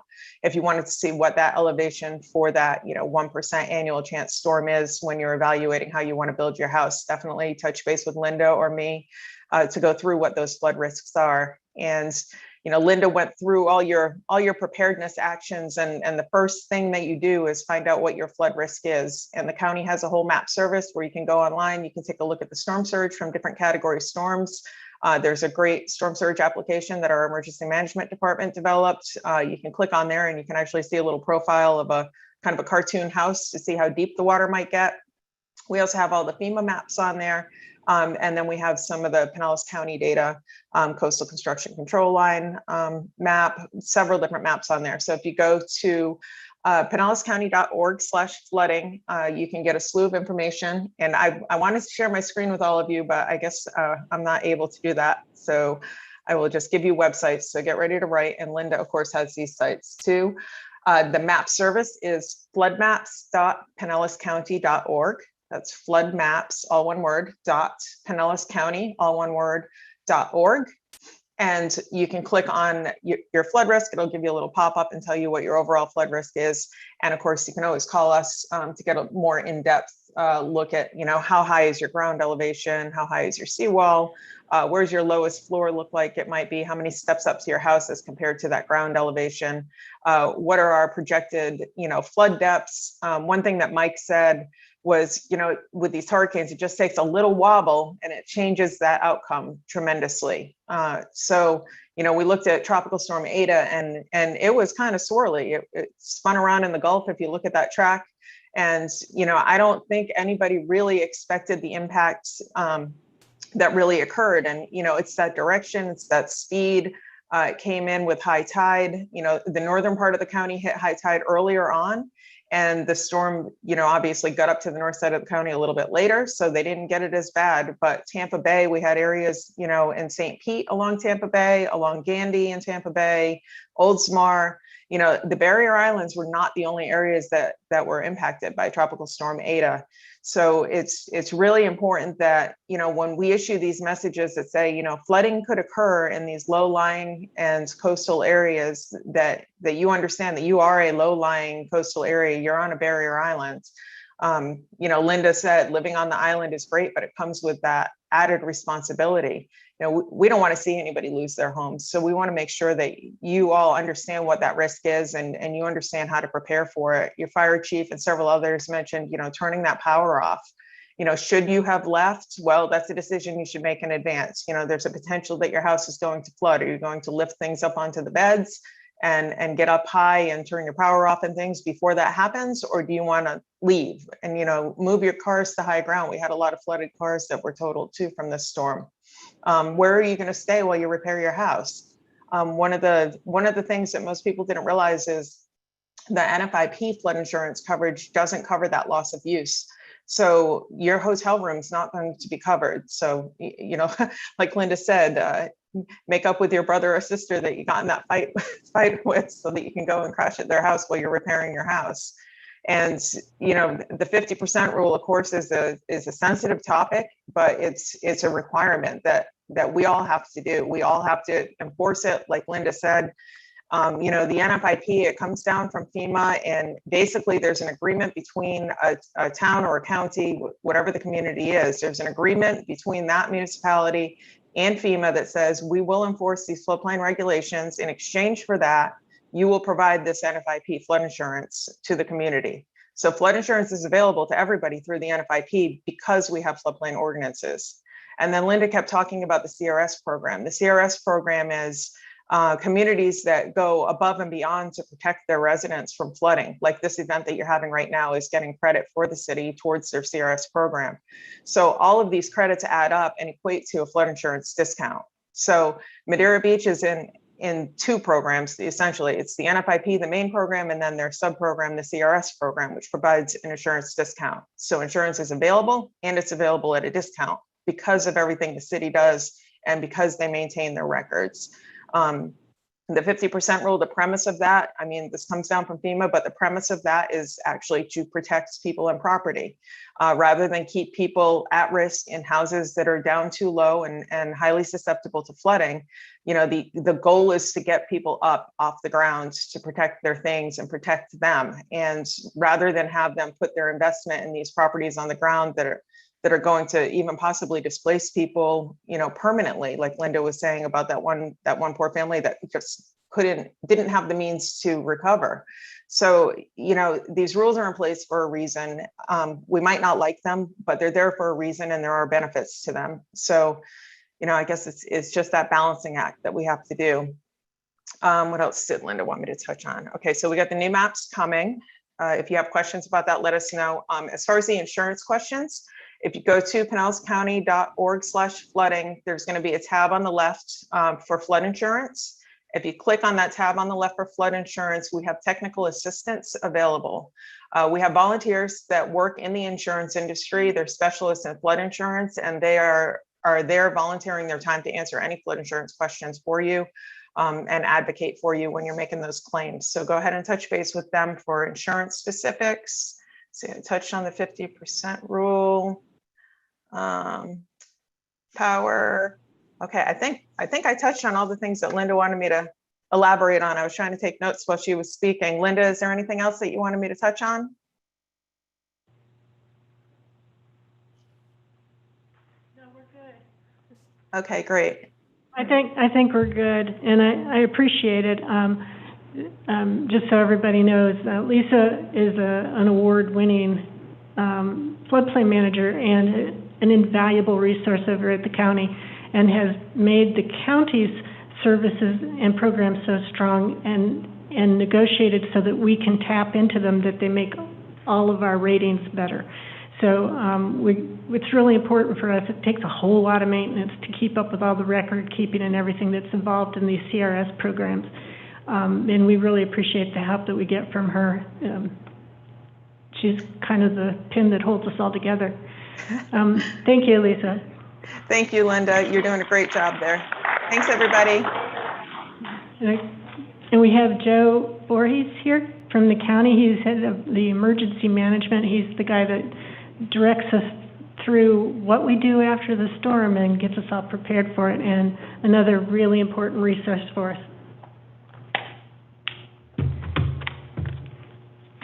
Well, thank you. Thank you for having me. Joe Voorhees, Operations Manager with Emergency Management. Thanks for having me here today. And yeah, some of the things that were mentioned in the previous presentations I'll touch on, and hopefully I'll wrap it up in a bow and leave you with an action plan. I do want to touch on one thing that was mentioned is about FEMA coming and help and things like that. So there's two major programs for FEMA and helps. One's public assistance and individual assistance. For public assistance, the county has to hit a threshold of $3.6 million in damages and expenses for us to hit what's called our threshold.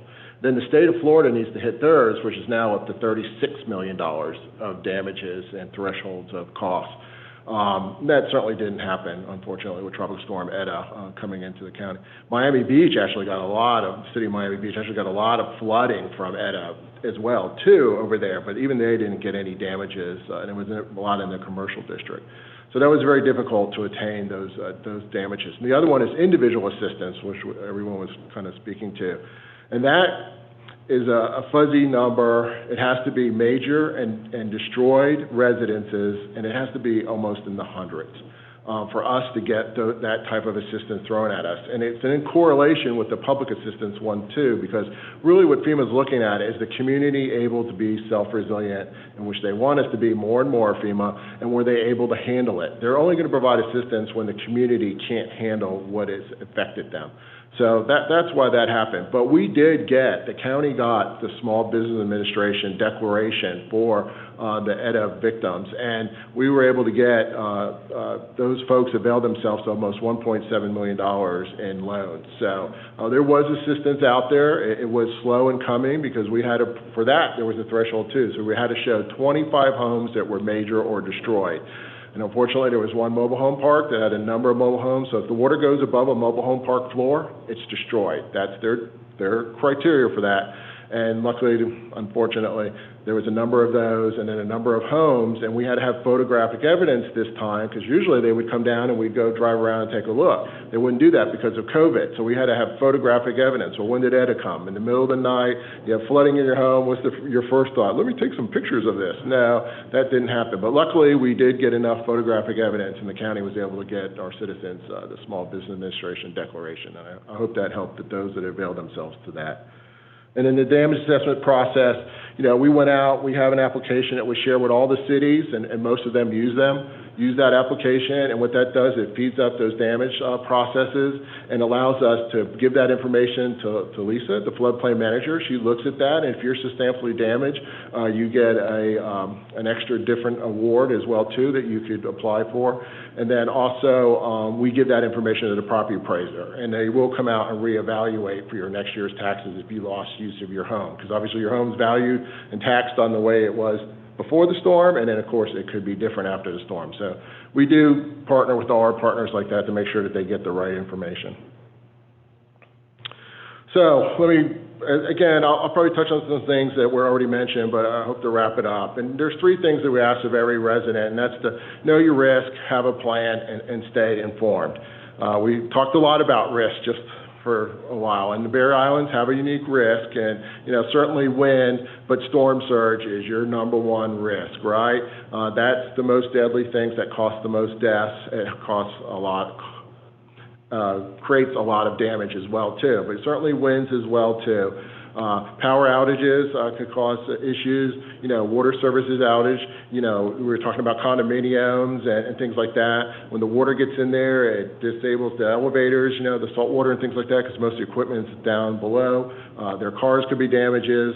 And the other thing is they lose water service, they lose fire suppression. So if you're in a high rise and you don't have fire suppression, you have to have a fire watch. And then somebody has to be there and watching every floor and things like that. So there's things like that that happen when these things trip like that. And no, Duke does not turn off the power. So that was a great tip that if you're experiencing flooding or you're seeing flooding in the street, to go ahead and trip your main breaker, and it's the main breaker, and to cut power to your facility or your house. And don't let your automatic generator kick on as well too. You want to save that and protect that for afterwards and have that kick in. And hopefully you're using a transfer switch as well too. So what happens is people go and hook up a generator, they hook it up illegally, or they just run a wire to the main and they run it, and then they have the main on, and then the power gets returned. So now you have power coming in from your generator and coming in from Duke, and then it meets and causes fires. So you don't want to have that. You really need to have the transfer switch in there or have your power off, because you don't know when the power is going to be restored. So very important to have that properly installed and used. Or don't put it to the breaker, just plug it into the generator and maybe run some lights and fans and things like that directly off of the generator. Flood zones, Lisa and Linda talked about that. You're in a flood zone. The Barrier Islands are. The Barrier Islands are called the Barrier Islands because they protect the mainland. You guys take the brunt of everything. And I grew up on St. Pete Beach. The Barrier Islands are near and dear to my heart. Lifelong resident. And that's what they do. They protect the storm surge. You won't see 33-foot of storm surge over here unless that low pressure has sucked it up, because what happens, the water comes over the Barrier Islands and gets out in the bay and goes down. It's really where the run-up is, that the water's pushing up is that. So that's one blessing thing, but it can still be up above your ceilings and things like that, which is very deadly. And I have a picture of that. Evacuation zone, you're A. I'm going to talk about my presentations about where you can find your evacuation zone, and a lot of that's for the inland folks. But you are an A, and you're a high-risk A at that. So when we order an evacuation, that's another thing. When we order an evacuation, it's for all the citizens of Pinellas County. It's not specific to any one group. It's that zone, and everybody's required. Visitors, workers, anybody that's in that zone are required to evacuate. No, they may not enforce it. They can enforce it, and it is a legal order, though.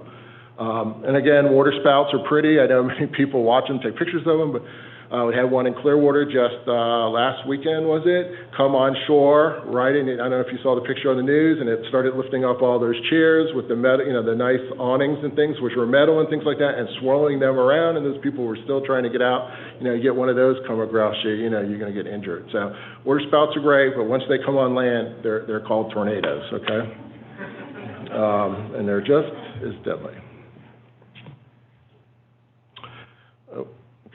So, knowing your risks, water spouts, tornadoes.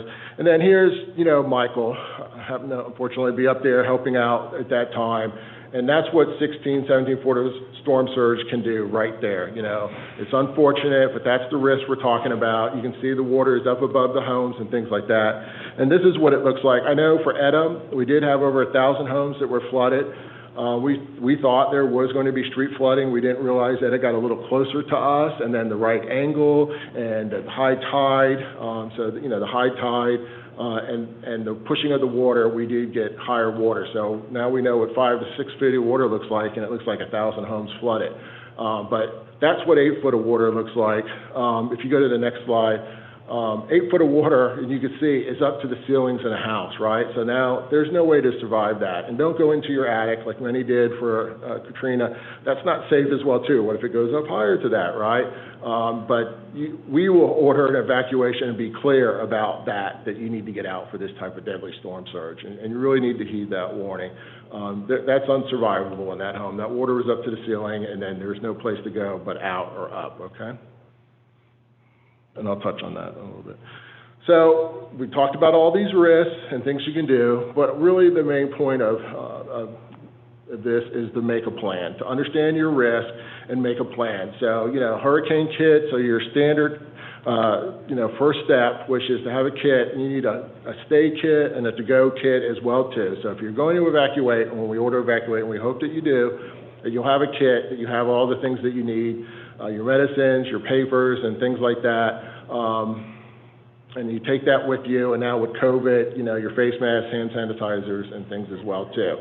For an evacuation, yes, know your options. Where are you going to go? Hopefully with friends or family. You're going to go, you don't need to go hundreds of miles, but you need to go far enough to get out of the evacuation ordered zone. So let's say we call B evacuation, which is all the Barrier Islands and some of the mainland. You could go to somebody's house that's in a C or D, right? We don't expect storm surge to get there. As long as they have window coverings and things like that, you'd be safe to go to somebody else's home inland. So you don't have to go far, you just have to get out of the evacuation zone, okay? So know your options or what you prefer.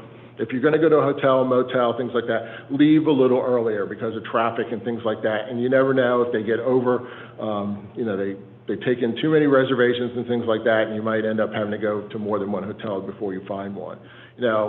We do have a special needs program as well, too, and I'll touch that on in a minute.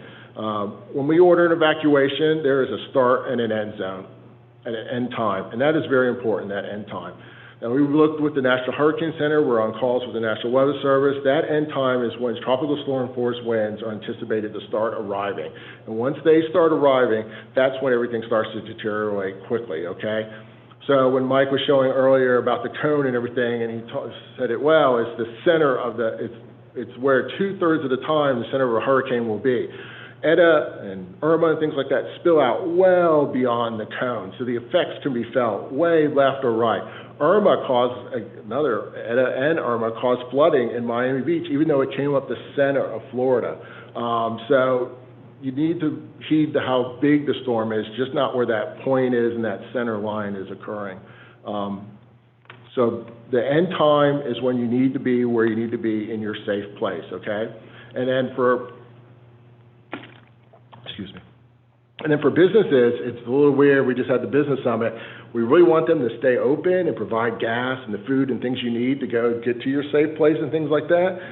So we don't want them to, maybe close up at the start of the evacuation, but we want them to be done and get their employees home and things like that by the end of the evacuation. So just keep that in mind. It has to do with businesses as well as yourself, and we expect businesses to be out as well too, but we hope that they stay open just long enough to get you what you need. Don't forget your pets. Don't leave your pets behind of any type. Please take them with you. Shelter them with you as well. Your vehicle and boats, if you have boats and things like that, you need to be doing that ahead of time so that you don't run out of time, right? So get your boats protected, batten down, do what you need for those. The drawbridge, it will keep going up for a while, but toward the end of the evacuation time, again, they're going to lock them down in place, okay? And that's the Coast Guard's call. And then your vehicles, we saw that with Etta. So two things happened. We didn't expect the flooding that we got, and when the flooding gets in your home, but we didn't order evacuation because we didn't think there'd be life-threatening flooding, okay? But you could be looking at your house and see that there's flooding and flooding your car. It's too late to do something about that then. Unless you have a neighbor right across the street or something that's on higher ground to move it to, going out and moving your car is not a safe thing to do. Leaving your home in a flooding like that, as the chief said, you stepped out into even deeper water, right? And that's not safe. We prefer that you stay in place, shelter in place for those type of storms. And we're going to do a better job of messaging that when we see that the storm surge. And we are taking into account, certain fluctuations in that. But Etta was a little bit stronger and a little bit higher than we thought, but we never anticipated any life-threatening water. The pets, the vehicles, boats, leave early for the hotels, and we do have public shelters available. So, as I touched on earlier, FEMA, even for us, are asking more of us, of our emergency management county departments, to be more self-sufficient, more self-reliant. And so, we used to ask for 3 days of preparation. We really want you to be prepared for 7 days post-storm to be self-reliant, self-sufficient, water, food, those type of things. Renters have a unique experience as well, too. You might have to think about what you're doing because your property could be damaged. Now you're beholding to what the landlord's time frame is, so he's probably living somewhere else or her and worrying about their residence, and then now they're worrying about their rental property and when will they fix it. So now you're in a quandary. You want it fixed, but maybe the landlord's not. So you have a unique experience. There is renter's insurance that you can get for your belongings and things like that. And what we were talking about with insurance, I would just say for insurance, do not be underinsured. If you want to be back in your home, you value your home and everything that you have, don't cheap out on insurance. Go and get insured fully for what you want and expect post-event, okay? And that loss of use is not included, so that's a separate rider that you can get, and yes, you have to pay for that, but if you're going to be out of your home for a while and don't have a friend or family to go to while your home is being repaired, and repairs are taking so for the pandemic was a unique experience, right? Everybody wanted pools, they wanted boats, and they wanted bikes, besides the toilet paper. So now if you try to go get a pool contract or something, they're way behind.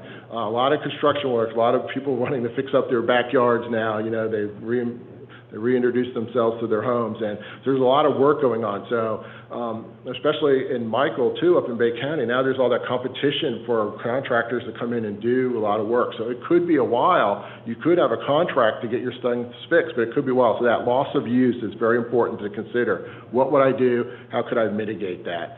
And Linda and Lisa did a good job talking about the 50% rule and understanding that. I would just add that you're going to have to be, as a homeowner, just understand a little bit about permitting. Just don't take what your contractor's saying. You really need to come in, speak with Linda, and understand it, so when you're working and negotiating with the contractor, you fully understand the rules as well, too. The flooding in your home, so I was trying to talk about, even small impacts or big. If I had 2 inches of water all throughout my house, I'd say it's destroyed. Oh my God, it would be horrible, and it's true. But unfortunately, when it comes to that assistance that we're talking about, they're really looking for destroyed, and there's a certain criteria for that. And unfortunately, it is above the electrical outlets is where they call that major, and if it touches the ceiling, then the house is destroyed. So that's how that process worked when we were trying to get assistance. But if you do just have mild flooding in your home, and hopefully you do because we've messaged it right and we've indicated right where the storm surge is to stay in place.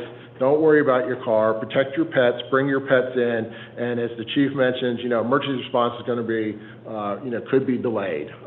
When we had Irma, there was over 600 calls in the queue because the whole county stand down for a while because of the high winds.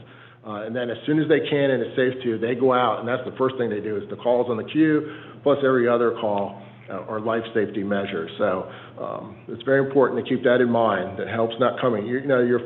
We always say who are really the first responders, besides the chief and his crews, is really your neighbors and things like that. You're going to poke your heads out after the storm if you were allowed to stay because you were in a non-evacuation, and you try to help each other get through what you need to do.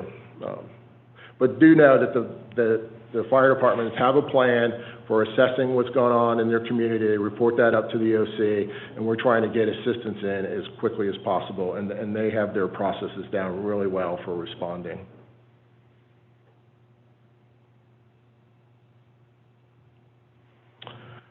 So again, we talked about knowing where your evacuation zone. Lisa mentioned we have a lot of great information at PinellasCounty.org, emergency, our Storm Surge and Protector Act, Know Your Zone. You guys are all A's, but there's a lot of good information there as well too, where you can look up where you're going to, make sure they're not in evacuation. So sheltering, we have 3 types of shelter: general population, pets, and special needs. So general pop shelter, those are at our schools. They're risk rated, but you're going to be on some hard floor. You get so much space, and I'll show that in a second.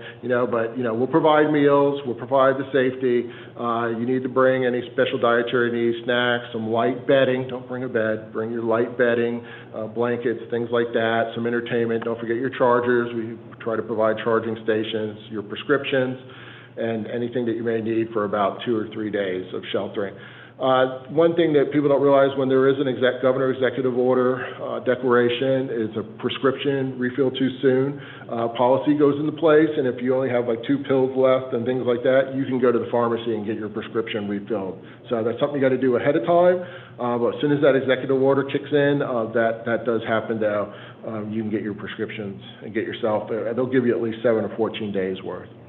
And then spacing for COVID, we had a relook at all our shelter spacing.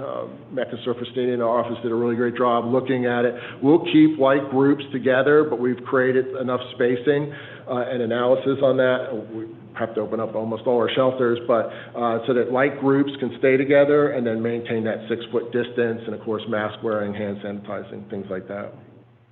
There won't be any congregate feeding. You'll go and get a meal and a clamshell, then go back to your unit. Special needs programs, so we provide sheltering for those who have mild medical needs and things like that, where we can come and there'll be folks there that can care for you. And then we also provide transportation assistance to those who need a shelter, whether it's a general pop shelter or go to a special needs shelter. We will provide transportation assistance. Another great thing that the fire departments work with us on, they'll go out and pick you up and then take you to a shelter, and they'll have that completed by the end of act time. If you're special needs and you have a pet, we'll take care of your pet as well too. We'll take you to the special needs shelter, and then animal services will pick up your pet and take care of it. So you will be separated from your pet, but even in Irma, we had 2,000 some odd folks in there. Every single pet got reunited. And don't forget your durable medical goods. Make sure that if you use them in your home all the time, make sure that you should use them outside of your home. You have the extra filters you need, supplies, concentrators, things like that to make and chargers or cords that you need to use it outside of your home. Pet-friendly shelters, so we have 2 of those, third one in our hip pocket if we need it. There's a lot of pets in Pinellas. If you're not special needs and you're able to take care of your pet, you could go there. We'll put the pets in a gym, they're high school gyms. They should be in a crate, and then you bring your own food and water and leash, and you'll take care of your pet. But you will be separated from your pet, but it'll be in the same facility. And then we mentioned about having the kit, your to-go kit, have it ready. You need some water, your medications, any of your durable goods, things like that, some clothing, some cash would be great. Cash is king after an event where there's no power. That was true, very much so in Bay County. Your important documents as well, you want to take those with you, especially if you're expecting a flooding event. You know, having those are very important, and just having them in a box and taking them with you. So the next thing is stay informed, and hopefully use trusted sources. That's where we like Mike's page. He only uses trusted sources. You don't see him using Billy Bob's weather forecast. You know, it's from the National Weather Service, the Hurricane Center, information from us. You know, so we hope that you would trust Pinellas County, as Linda and the chief city manager said earlier. You know, we work together. We have conference calls every day once we're in the 5-day cone with all the city and the city managers and the chiefs, and we talk about what's happening and coordinating together. Alert Pinellas, please sign up for that. You can sign up for your home, you can sign up for your business, you can sign up for where your child's school is as well too, because we do geo-targeting messaging. We'll swoop in there and select those points and do notifications. We have our Ready Pinellas application, mobile app. We have Twitter, of course, local media, and everybody should have, even if you don't have it on all the time, because I know it could be annoying with all the riptide notices we get, but NOAA weather radio. You should really have a radio, because if we did lose power, and again, you know, it can happen. It happened in Bay County. You lose power, the only information is going to come out over an AM radio. And we do broadcasts with 970 and 620 and provide our information and things like that. So having a radio that's, you know, plenty of batteries, battery operated or hand cranked is really important to have. Good standard to have. Pay attention to start and end times with evacuation and with shelters opening. Depending on the storm and where the storm surge is coming, you know, different shelters open and at different times, okay? And again, our website, PinellasCounty.org, has a lot of great information. So stay connected. So new this year are the hurricane names. There are the names, 21 names that they normally put out, you know, they're done by hemisphere, you know, the names that fit that area. But they did get away with the Greek letters, and those are the names on standby you see now. People weren't taking Eta, Zeta, and all those alpha seriously enough, so you know, they went away from numbers way back to naming storms, and now they just got rid of the Greek names, Greek letters to the names. So, know your risk, have a plan, stay informed, and you know, we're just asking you really to pledge to plan, to be aware of all these things. If you have a plan, you know, our job is to get you out while it's to make sure that you're safe, and then to get you back in as quickly as possible. You know, we're working with the Sheriff's Office too. We'll secure not only the county, but you know, you have the hang tag program as well too. And really what that's for is so he can control the looky-loos coming and looking and seeing all the damages and keeping people out and keeping your home safe. So that's in place as well too, and they're right in our EOC, and we coordinate that. So just know that we're, you know, our job is to get you out, to tell you what to do, to be safe, and then get you back into your homes as quickly as possible. So we just ask you to pledge to plan, and you can see that program at PinellasCounty.org, emergency. That's it.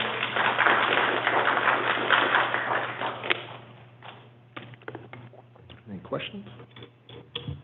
Nope. All righty. Well, that closes us out, the presenter portion of today. So again, you know, City of Madeira Beach, we thank everybody for coming. We thank all the presenters and of course the vendors as well. So if you guys have any additional questions or want to see these resources, you can catch some of the folks on their way out. And then, like I said, we'll have this posted on our website as well as YouTube.